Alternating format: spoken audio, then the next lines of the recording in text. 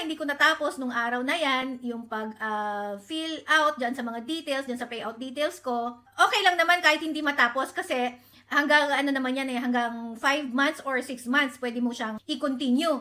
So yun nga, hanggang mga sumunod na araw, tinatry ko pa rin siyang tapusin yung payout details ko. So pinapasok ko yung SWIFT code ng bangko ko. Ayaw niya talagang tanggapin. So sabi ko, baka mali itong mga pinapasok kong number, kaya ayaw tanggapin, ganyan. So ang ginawa ko dyan guys, pumunta ako mismo doon sa bangko ko. So tinanong ko kung ano yung SWIFT code ng bangko. So yun nga, binigay sa akin yung SWIFT code. So ang ginawa ko, finil-upan ko na naman siya. Nilagay ko yung SWIFT code na binigay ng bangko sa akin.